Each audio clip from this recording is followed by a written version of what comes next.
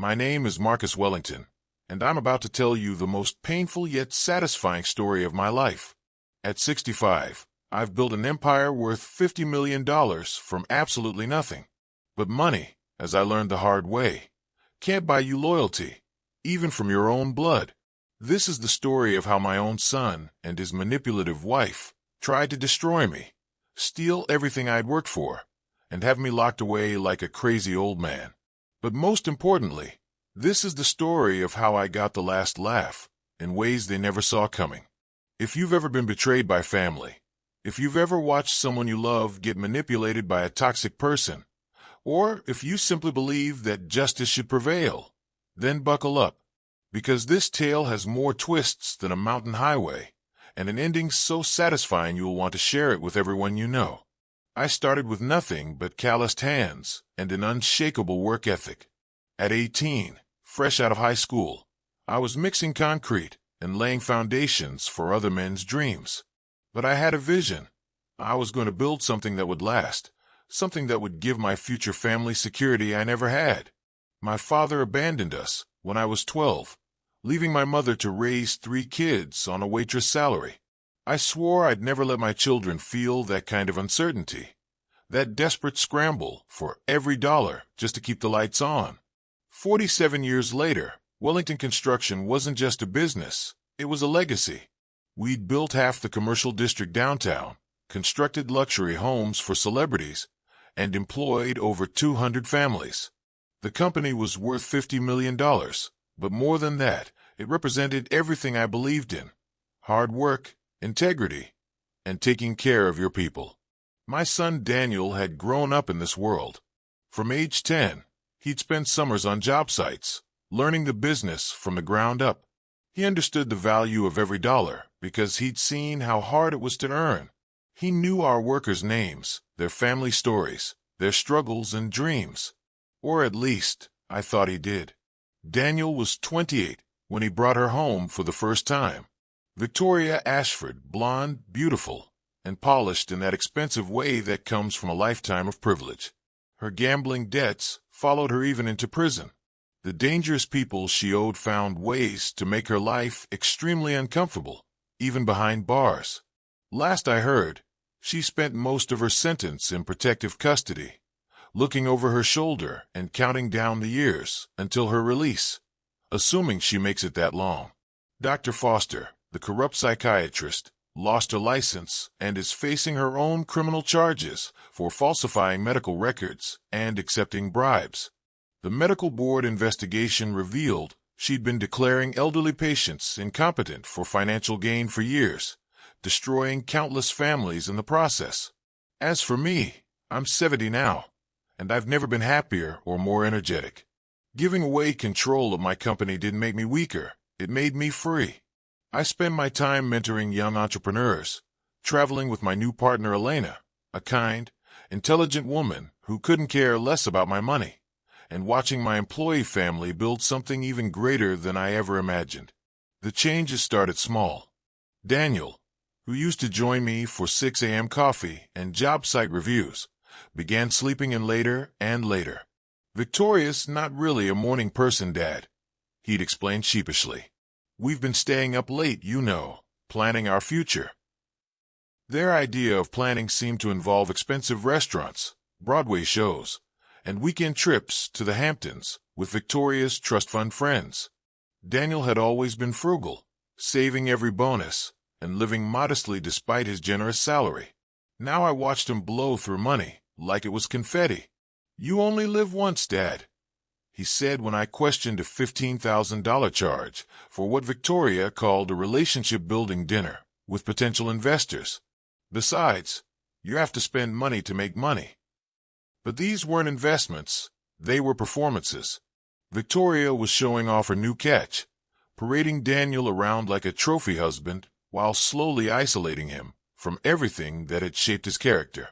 The worst part was watching him abandon the values I'd raised him with.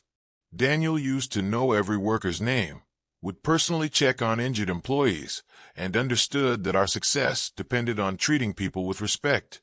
Now he barely acknowledged the crew, referring to them as the help and complaining about labor costs cutting into profits. "We need to modernize, Dad," he'd say, parroting Victoria's business school buzzwords. "Maximize efficiency, optimize overhead.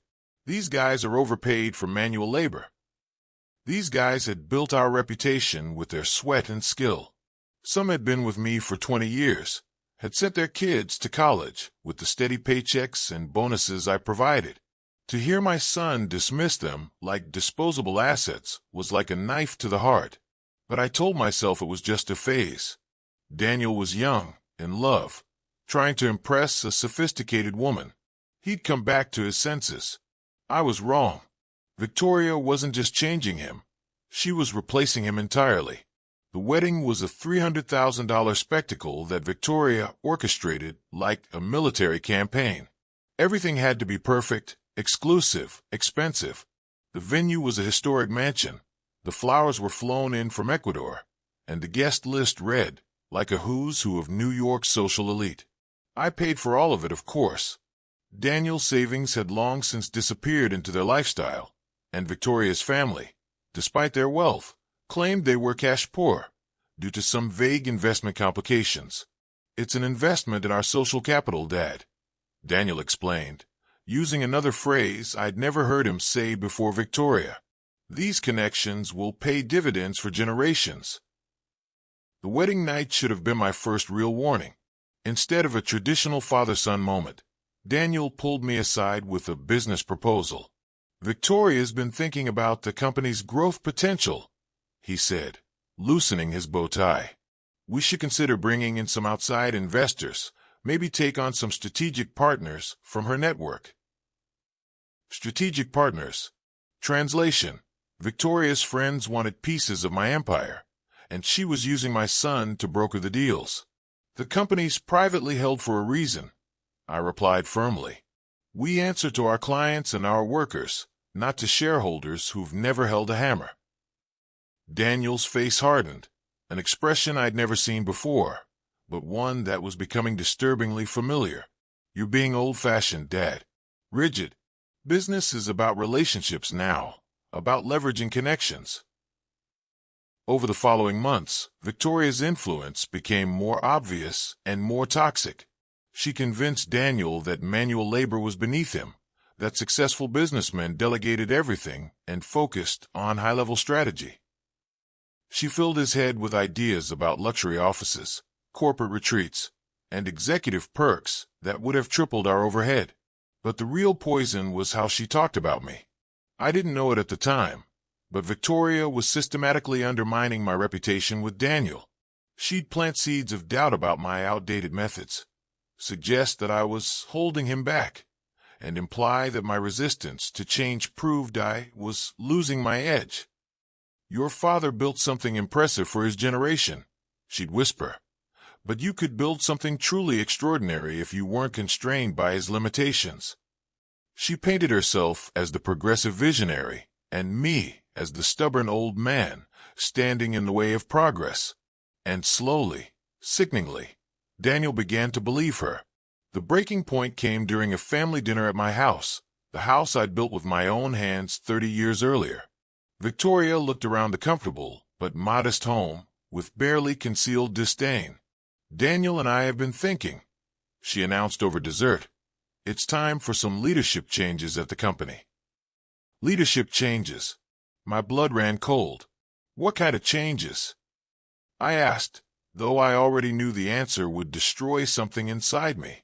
Daniel couldn't meet my eyes. "Victoria thinks, we think, that you should step back from day-to-day operations. Take on more of a consultative role." "You want me to retire?" "Not retire," Victoria said smoothly. "Transition. Focus on enjoying your golden years, while Daniel takes the company into the future." Golden years. Like I was some old horse being put out to pasture. And what would happen to our workers? Our current projects? The relationships I've built over decades? Victoria waved dismissively. Daniel would handle all of that, with fresh perspectives and modern approaches. The company could finally reach its true potential. That night, alone in my study, I realized the horrible truth. Victoria hadn't just stolen my son. She was planning to steal everything else too. Over the next 6 months, I watched my son transform into someone I barely recognized. The Daniel who used to call me every morning to discuss the day's priorities now went weeks without meaningful contact. The young man who'd work alongside our crews and knew the business inside and out now spoke only in corporate jargon and profit margins. But it wasn't just professional distance. Victoria was systematically erasing our personal relationship too. Family traditions that Daniel had treasured became obligations that interfered with their social calendar. Our weekly fishing trips, which had been sacred time for us since he was 12, were canceled in favor of networking brunches and gallery openings. "I'm building a network, Dad," Daniel explained when I expressed my hurt. "These relationships are investments in our future." Our future. Everything was our now, meaning him and Victoria. I had somehow become an outsider in my own family legacy. The most painful part was watching Daniel adopt Victoria's values and abandon everything I taught him. He started wearing $1,000 suits to job sites, keeping his hands pristine while workers sweated in the sun. He spoke about employees like they were spreadsheet entries, rather than human beings with families and dreams. "We need to optimize our labor costs," he announced during a management meeting, using Victoria's favorite buzzword. "Some of these guys have been coasting for years." These guys included Tom Rodriguez, who'd been with us for 18 years and had personally saved 3 projects from major setbacks. It included Bill Chun, whose attention to detail had prevented 2 potential lawsuits. These weren't numbers on a balance sheet. They were the backbone of everything we'd built.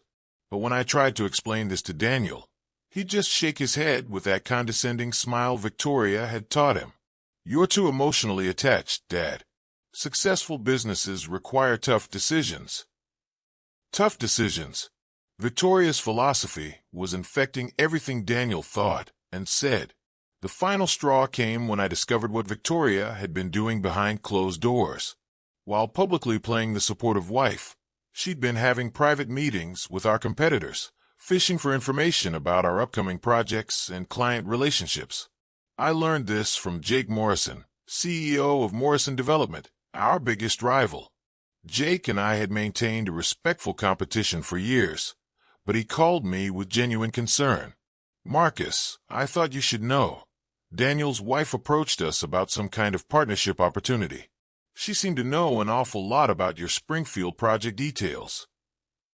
The Springfield project was our biggest contract of the year, worth $8 million. Only 3 people had access to those specifications: me, Daniel, and our project manager. Victoria was using pillow talk to gather intelligence for potential buyers. When I confronted Daniel about this, his response broke my heart completely. "Victoria's just trying to help," he said defensively. "She has ideas about strategic partnerships that could benefit everyone. She's selling our trade secrets to competitors." "You're being paranoid, Dad. This is how modern business works. Collaboration instead of isolation." Paranoid. My own son was calling me paranoid for protecting the company we'd built together. That night, I made a decision that would change everything. If Victoria wanted to play games with my life's work, I was going to learn the rules. But first, I needed to understand exactly how deep this betrayal went. I hired the best private investigator in the state and told him to follow the money. What he discovered over the next month made my blood boil and my heart break simultaneously. The private investigator's report read like a crime novel, but this was my real life being systematically dismantled. Victoria hadn't just married Daniel for love. She targeted him specifically because of Wellington Construction's value and my age. The investigator found emails between Victoria and her college roommate dating back 3 years, before she'd even met Daniel. Found the perfect mark. One email read, "Construction company owner, aging widower, naive son who'll inherit everything. The son's not bad looking either, and he's completely unsophisticated. This should be easy." Easy. My son's love, my family's legacy, everything I'd built. It was all just easy to her. But the emails were just the beginning. Victoria had been methodically documenting everything about our business operations, client relationships, and financial structures. She'd photographed confidential documents, recorded private conversations, and even seduced information out of our accountant during a company party. The plan was breathtaking in its scope and chilling in its calculation. Phase 1. Marry Daniel and gain access to family finances and business operations. Phase 2. Gradually turn Daniel against me while positioning herself as the progressive voice of reason. Phase 3. Convince Daniel to have me declared mentally incompetent or force me into early retirement. Phase 4. Sell the company to a consortium of investors she'd already identified, splitting the profits with Daniel while keeping control of the new entity. She'd even found the perfect legal weapon, Dr. Rebecca Foster, a psychiatrist who specialized in elder care and had a reputation for flexible interpretations of mental competency. Victoria had been feeding Dr. Foster stories about my erratic behavior and increasing paranoia for months, building a case that I was no longer capable of managing my own affairs. But the most devastating discovery was what Victoria had been doing to Daniel's mind. She'd been drugging him, not with anything dramatic or obvious, just small doses of anxiety medication mixed into his morning coffee, making him more susceptible to her suggestions and less likely to trust his own judgment. The investigator found the prescription bottles hidden in her car, written under a false name at a clinic she visited during spa days. My son wasn't just being manipulated. He was being chemically controlled. The final piece of the puzzle came when I learned about Victoria's debts. Despite her wealthy background, she'd managed to accumulate over $2 million in gambling debts at private poker games and exclusive casinos. Her family had cut her off completely, and dangerous people were demanding payment. She wasn't just greedy, she was desperate, and desperate people are capable of anything. All of this information was devastating, but it also gave me something precious: clarity. This wasn't about family conflict or generational differences. This was a calculated attack on everything I'd built, orchestrated by a sociopathic woman who saw my son as nothing more than a useful tool. The question was, what was I going to do about it? I spent 3 sleepless nights considering my options. I could confront Daniel directly, but Victoria's conditioning ran deep, and she'd probably convinced him that any evidence I presented was fabricated by a paranoid old man. I could go to the police, but most of what Victoria had done existed in legal gray areas that would be hard to prosecute. Or I could give Victoria exactly what she wanted, and let her destroy herself in the process. That's when I decided to set the trap that would give me the most satisfying revenge of my life. If Victoria wanted to play chess with my life, I was going to show her what a grandmaster looked like. The first move was the hardest. I had to let her think she was winning. For 3 months, I played the role of the declining patriarch, becoming more forgetful, more stubborn, more isolated. I started forgetting names at job sites, misplacing important documents, and having angry outbursts over minor issues. It killed me to act this way, especially in front of workers who'd known me for decades. But it was essential that Victoria believe her plan was working. Meanwhile, I was secretly restructuring everything. I transferred all company assets into a complex web of trusts and offshore holdings that would take a team of lawyers months to unravel. I moved our most valuable contracts into subsidiary companies that Victoria didn't even know existed. I even created false financial statements showing significant debt and declining profitability, making the company appear far less valuable than it actually was. But the real genius was in the personnel changes I made without anyone noticing. Remember Tom Rodriguez, the 18-year veteran Victoria wanted to fire? I secretly promoted him to operations manager of our new subsidiary, giving him authority over half our projects. Bill Chun became head of our international division, overseeing contracts Victoria had no idea existed. Every loyal employee that Victoria wanted to eliminate was actually being positioned for greater success. Phase 2 of my plan required an Oscar-worthy performance. I began showing signs of what appeared to be early dementia, carefully calculated to match the symptoms Dr. Foster would be looking for. I'd repeat stories, forget recent conversations, and become confused about dates and details. But I was careful to only exhibit these behaviors when Victoria or Daniel were present. "Dad, are you feeling okay?" Daniel asked one evening after I'd allegedly forgotten we'd discussed a project just hours earlier. "Of course I'm fine," I snapped, playing the defensive old man perfectly. "Why does everyone keep questioning me?" I watched Victoria's eyes light up with satisfaction. She was documenting every instance, building her case for incompetency proceedings. But while I was playing the doddering fool, I was also gathering evidence of every crime Victoria had committed. The private investigator was just the beginning. I also hired a team of forensic accountants, computer experts, and legal specialists. We documented every instance of corporate espionage, every forged signature, every breach of fiduciary duty.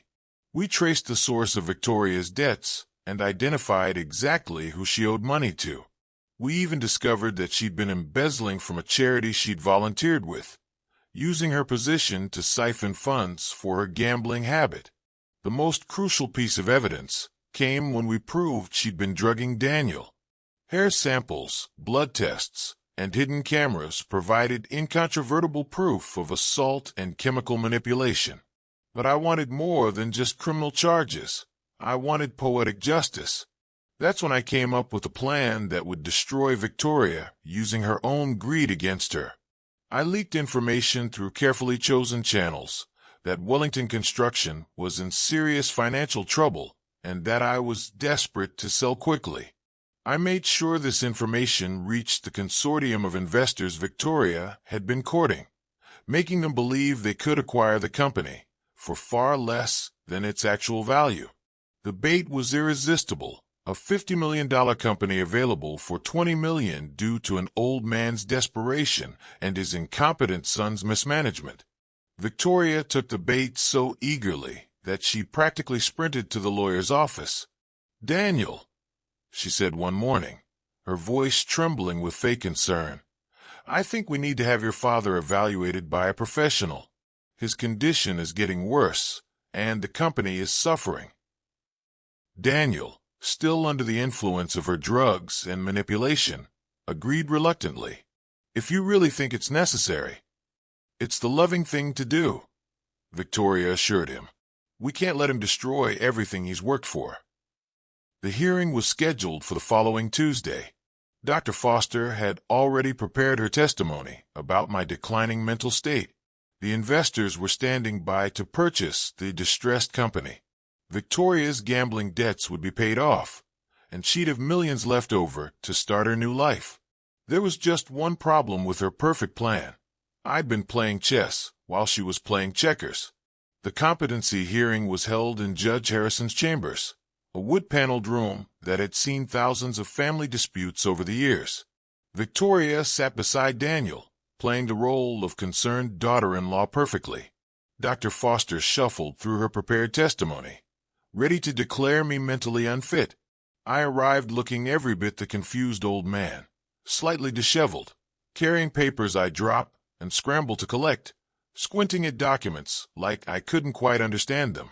"Your Honor," Victoria's lawyer began, "we're here today because Mr. Wellington's family is concerned about his declining mental state and its impact on his business affairs." Dr. Foster took the stand first, detailing months of observed deterioration in my cognitive abilities. She cited specific instances of confusion, memory loss, and poor judgment that Victoria had carefully documented. "In my professional opinion," Dr. Foster concluded, "Mr. Wellington is no longer capable of managing his financial affairs and requires immediate guardianship for his own protection." Daniel testified next, his voice breaking as he described watching his father slip away.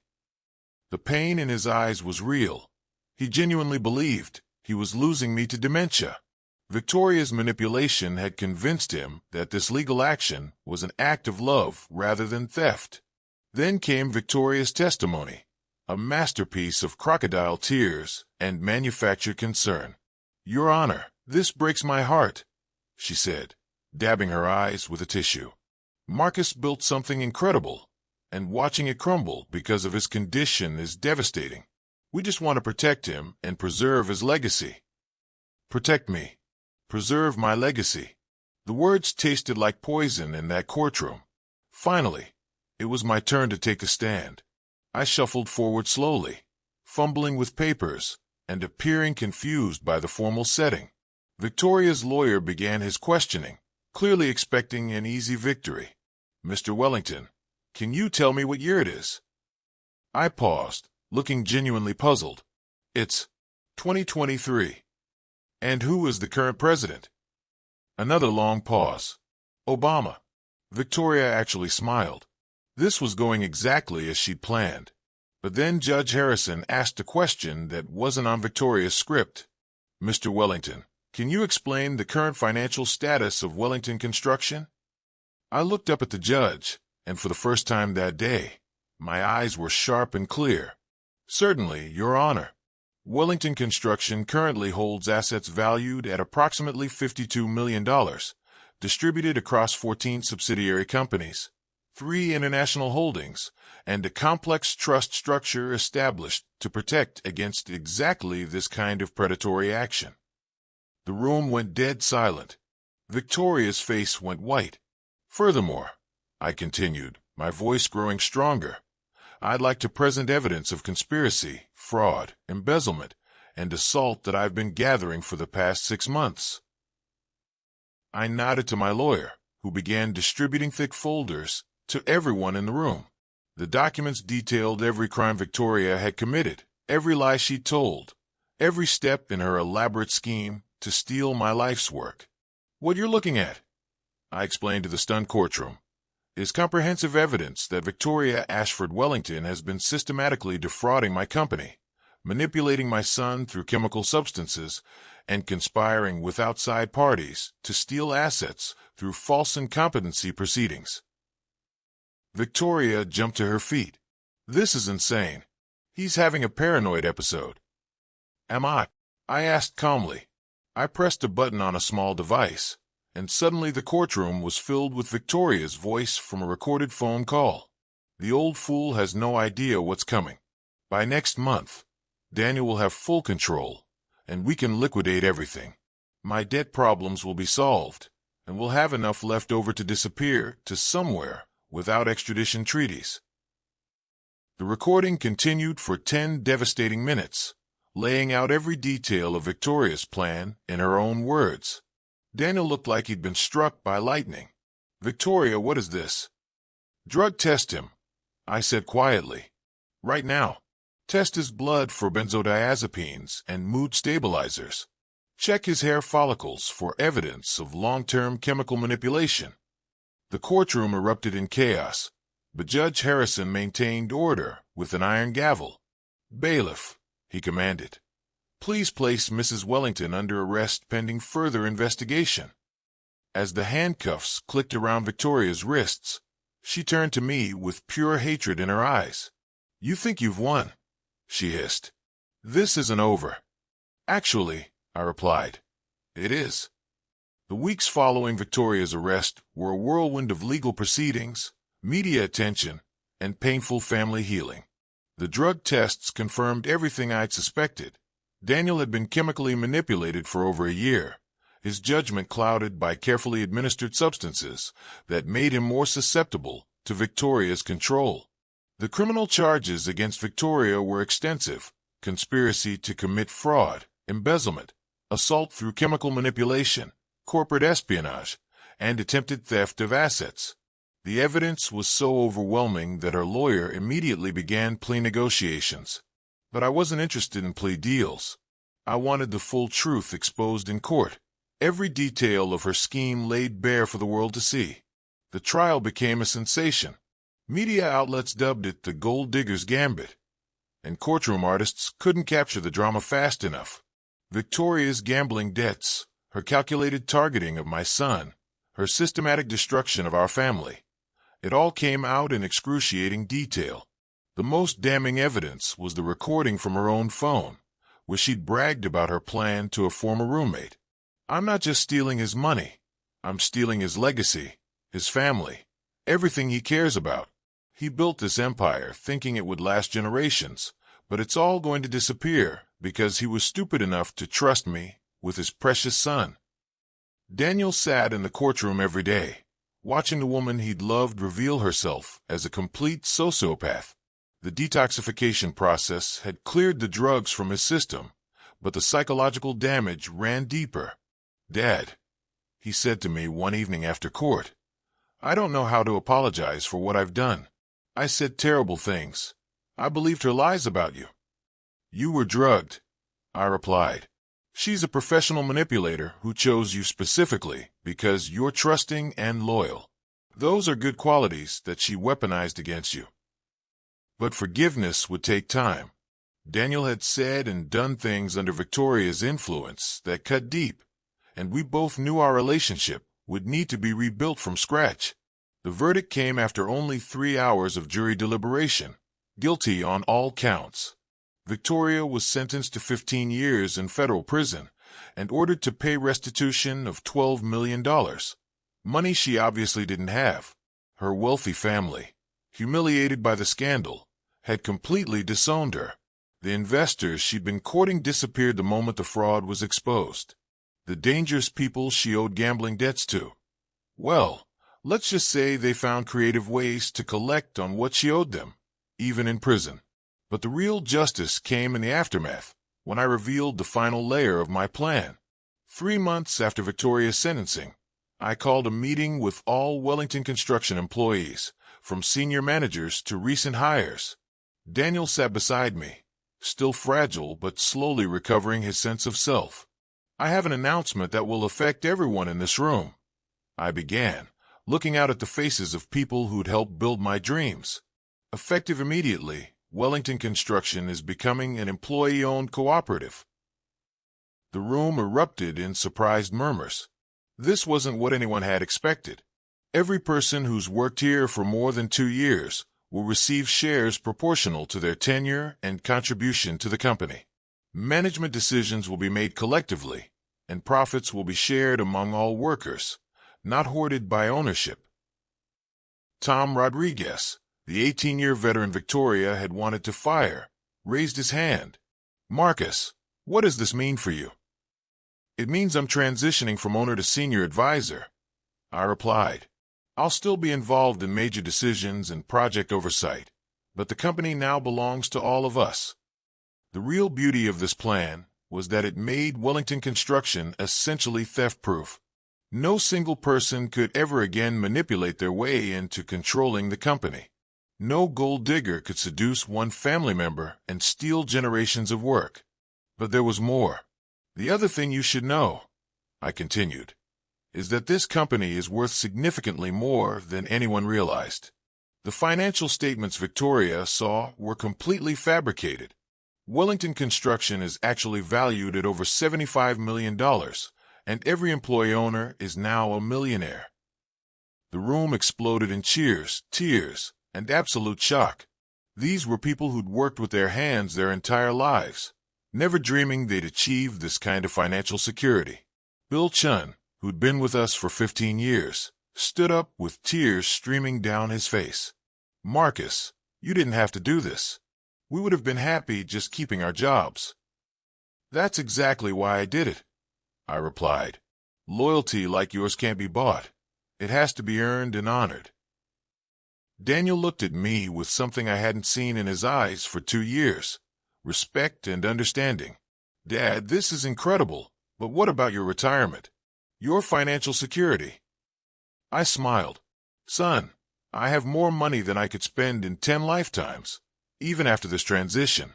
But more importantly, I have something Victoria could never understand. I have a family that extends far beyond blood relations." The meeting ended with a party that lasted until midnight, but the real celebration was just beginning. 5 years have passed since Victoria's conviction, and the transformations have been remarkable. Wellington Construction, now employee-owned, has doubled in size and profitability. When workers have a stake in success, they innovate, they care, they build something truly special. We've won awards for workplace excellence and have a waiting list of qualified people who want to join our cooperative. Daniel has become the man I always knew he could be, but stronger, wiser, and more compassionate because of what he survived. He leads our residential division and has implemented programs for young people from disadvantaged backgrounds, teaching them construction skills and life principles. He's also engaged to Sarah, a teacher who fell in love with his kindness and work ethic rather than his bank account. I learned the hard way to value character over appearance, he told me recently. Sarah doesn't care about expensive restaurants or designer clothes. She cares about building something real together. Victoria, meanwhile, is serving her sentence at FCI Coleman in Florida. I heard through legal channels that her glamorous lifestyle didn't translate well to prison life.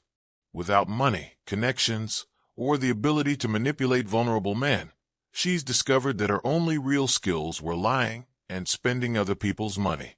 This story isn't just about revenge. It's about the fundamental principles that govern human relationships and what happens when those principles are violated. Victoria's greatest mistake wasn't underestimating my intelligence or resources. It was fundamentally misunderstanding what drives human behavior. She believed everyone was motivated by greed and self-interest because that's what motivated her. She couldn't comprehend loyalty, genuine love, or the satisfaction that comes from building something lasting. She saw my workers as disposable assets to be optimized. I saw them as partners in creating something meaningful. She viewed Daniel as a tool to be manipulated. I loved him as a son to be guided and supported, even when he made terrible mistakes. The difference in our worldviews determined the outcome from the very beginning. Daniel learned even harder lessons through his ordeal. He discovered that love without wisdom is dangerous, that trust must be earned and verified, and that the values your parents teach you aren't limitations. They're the foundation that keeps you stable when others try to knock you down. I thought your old-fashioned values were holding me back, he told me during one of our rebuilding conversations. But they were actually the only things that could have saved me. I just had to lose everything to understand their worth. The employees who became owners learned that their loyalty and hard work had value beyond their paychecks. Many of them have started their own ventures, using their newfound wealth and confidence to build their own legacies. The cooperative model has inspired other companies in our industry, creating a ripple effect of positive change. But perhaps the most important lesson is about the nature of true wealth. Victoria accumulated money and possessions, but she remained desperately poor in the things that matter most: genuine relationships, personal integrity, and inner peace. I gave away most of my financial wealth, but I became richer in every way that counts. I have respect, love, purpose, and the satisfaction of knowing that my life's work will continue long after I'm gone. Not because I forced it on unwilling heirs, but because I created something so valuable that dozens of people chose to dedicate their lives to preserving and expanding it. 2 years ago, Victoria was granted a supervised visit with Daniel as part of some prison rehabilitation program. She'd served 8 years and was apparently seeking closure with the family she'd tried to destroy. Daniel asked me to come with him, and I agreed, curious to see what kind of person Victoria had become after years of consequences for her actions. The prison meeting room was sterile and depressing, nothing like the luxury settings Victoria had once demanded. When she walked in, I barely recognized her. Gone was the polished, manipulative beauty. In her place sat a thin, hardened woman with gray-streaked hair and the haunted look of someone who'd learned that actions have permanent consequences. "Daniel," she said, her voice shaky, "I've had years to think about what I did, and I wanted to apologize." Daniel listened quietly as she went through what sounded like a rehearsed speech about remorse and changed perspectives. But I watched her eyes, and I saw the same calculating coldness that had first set off my instincts years earlier. When she finished, Daniel spoke with the wisdom of someone who'd survived manipulation and emerged stronger. Victoria, I hope you've genuinely changed. I hope you found some peace, and that you'll make better choices when you're released. But I want you to understand something. The damage you did can't be undone with apologies. Her mask slipped for just a moment, revealing a flash of the old entitled anger. You got everything back, she snapped. The company, your relationship with your father, your comfortable life. You weren't the one who lost everything. That's where you're wrong, Daniel replied calmly. I did lose everything. My trust in my own judgment, my sense of security. Years of my life spent in a chemical fog. But I also gained something you'll never understand. I learned the difference between genuine love and manipulation. I learned to value character over charm. I learned that my father's old-fashioned values weren't limitations. They were the tools I needed to build a real life. Victoria turned to me then, and for a moment, I saw a glimpse of the desperate young woman beneath all the calculation. Marcus, you won. Isn't that enough? Do you have to keep punishing me? I'm not punishing you, I replied quietly. You're experiencing the natural consequences of your choices. Every day you wake up in this place, you're facing the results of deciding to build your life on lies and theft instead of honest work and genuine relationships.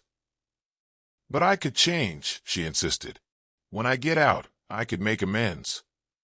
You could, I agreed. But that would require becoming a completely different person than the one who sat in my home and planned to steal my life's work. And based on this conversation, I don't think you've even begun that transformation. As we prepared to leave, Victoria made one last desperate play. Daniel, we had something real. Underneath all the other stuff, there were genuine feelings.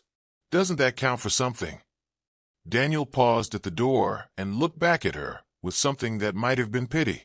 Victoria, you drugged me. You chemically altered my brain to make me easier to manipulate.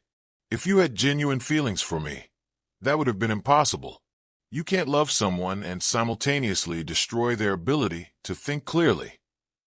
Walking out of that prison, I felt a sense of completion I hadn't expected. Victoria was exactly where she belonged, facing exactly the consequences her choices had earned. More importantly, my son had demonstrated that he'd not only recovered from her manipulation, he'd become stronger and wiser because of surviving it. Today, Wellington Construction employs over 400 people across 6 states. Every employee is an owner, every decision is made collectively, and every profit is shared fairly.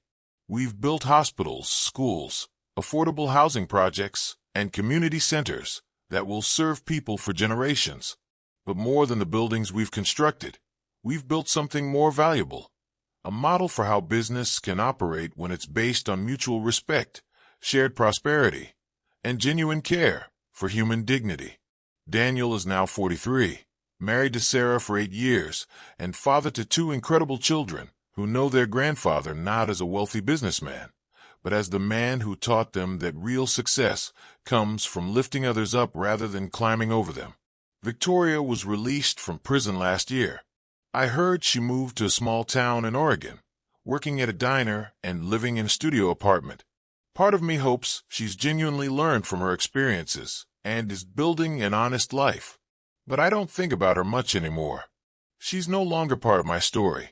The real victory wasn't destroying Victoria. It was building something so strong and meaningful that her destruction couldn't touch it. She tried to steal my legacy, but she couldn't even comprehend what my real legacy was. My legacy isn't money or buildings, or even Wellington Construction. My legacy is the principles I've passed on, the value of hard work, the importance of treating people with dignity, the satisfaction of building something that serves others, and the understanding that genuine wealth comes from relationships and contributions, not accumulation. Those principles survived Victoria's attack and emerged stronger. They're living on in Daniel, in the hundreds of families supported by our cooperative, in the young people we mentor, and in the communities we serve. Victoria thought she was stealing an empire. What she was really trying to steal was a set of values she couldn't understand, appreciate, or successfully counterfeit. And values, unlike money, can't be stolen. They can only be lived, taught, and passed on to those wise enough to recognize their worth. That's why I won. That's why she lost. And that's why this story, ultimately, isn't about revenge at all. It's about the unshakable power of living according to principles that put human dignity and mutual respect at the center of everything you build. Victoria learned too late that you can't steal character. You can't manipulate your way to genuine success. And you can't destroy someone whose strength comes from service to others rather than service to self. The last laugh wasn't about getting even.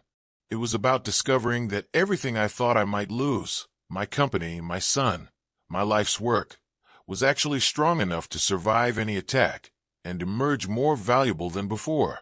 That's a lesson worth sharing. That's a story worth telling. And that's a legacy that no gold digger can ever steal.